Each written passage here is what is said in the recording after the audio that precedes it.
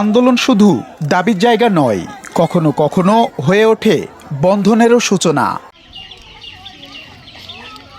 ঝিনাইদহের মহেশপুর ও যশোরের চৌগাছায় ঘটেছে এমনই এক গল্প, যা আন্দোলনের মাটি থেকেই অঙ্কুরিত হয়েছে প্রেম, আর আজ পরিণত হলো বিবাহে। গত জুলাই আন্দোলনে আমি আমার বর্তমান ওয়াইফ আমার ওপের সাথে পরিচয় হয় যশোরে। তখন আমি নিজে ওর কাছে যাই, যাওয়ার পরে বলি যে আপনার কি পানি লাগবে? তো উনি বললো হ্যাঁ আমার পানি লাগবে। সেখান থেকে আস্তে আস্তে আমাদের প্রণয়টা শুরু হয়। তো পরবর্তীতে স্বৈরাচার পতনের পর ওকে একদিন আমি মহেশপুরে আসতে বলি, ও আসে। ওখানে আরও আমাদের ভালোভাবে পরিচয়টা আরও বেশি গভীর হয়। তো সেখান থেকেই আমাদের একটা প্রেমের সম্পর্ক গড়ে ওঠে। তো সেটা প্রেক্ষিতে আমি ওকে বলি যে আসলে আমরা জুলাই আন্দোলনে একসাথে একজন সহযোদ্ধা হিসেবে ছিলাম, আমরা কি সারা জীবন আসলে আমরা আমাদের জীবন যুদ্ধে আমাদের সহযোদ্ধা হিসেবে তুমি থাকতে পারবা কি না? তো তখনও সম্মতি দেয়। তো তার পরবর্তীতেই আমি তাকে বিয়ের আগে থেকেই বউ বলে ডাকতাম, যে আমার শখের বউ। তো অবশেষে আমি তাকে পেয়ে গেছি, আমি খুবই খুশি। গত বছরের আলোচিত জুলাই আন্দোলনে অন্যতম দুই সক্রিয় মুখ ছিলেন কাজী বিল্লাল হোসেন ও ফারিয়া সুলতানা। মিছিল হোক বা মানববন্ধন, সবখানে কাঁধে কাঁধ মিলিয়ে লড়েছেন এই দুই তরুণ।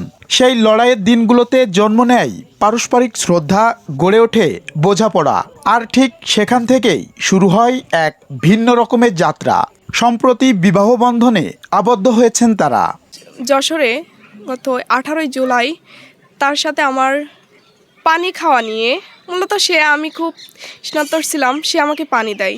সেখান থেকে আমাদের একটা ভালো সম্পর্ক তৈরি হয়, বন্ধুত্বের মতো।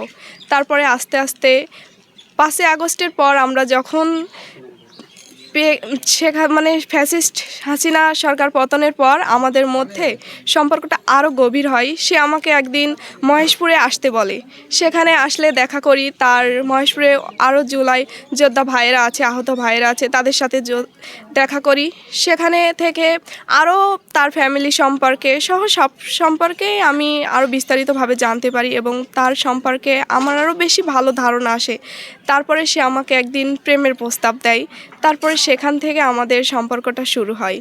তারপরে আমি তাও ভাবতাম যে সে কি আমার জন্য সঠিক। তারপরে আস্তে আস্তে দেখলাম না, সে আমার জন্য সঠিক। তারপরে পারিবারিকভাবে আমাদের বিবাহ হয়। এখন আমি মনে করি যে আসলেই ও আমার জন্য যোগ্য একজন মানুষ, আর আমি তাকে পেয়ে আসলেই কি বলবো যে এত পরিমাণ খুশি হয়েছি। দোয়া করব যে সে আমার জীবনে সারা জীবন থাকুক, একসাথে যেন সারা জীবন বাঁচতে পারি, যতদিন আছি একসাথে যেন থাকতে পারি। মহেশপুরের মান্দারবাড়িয়া ইউনিয়ন ছাত্রদলের সাধারণ সম্পাদক বিল্লাল হোসেন এবং চৌগাছা উপজেলা ছাত্রদলের নেত্রী ফারিয়া সুলতানা জানিয়েছেন, আন্দোলনের মাঠ শুধু তাদের লড়াইয়ের সাহস দেয়নি, বরং ভালোবাসার পথও দিয়েছে অদম্য আত্মবিশ্বাসও। বউ দেখতে ভারী সুন্দর, কাকি হয়, তা আদরের কাকি দেখে কোলে করে নিয়ে বেড়াচ্ছে কাকা।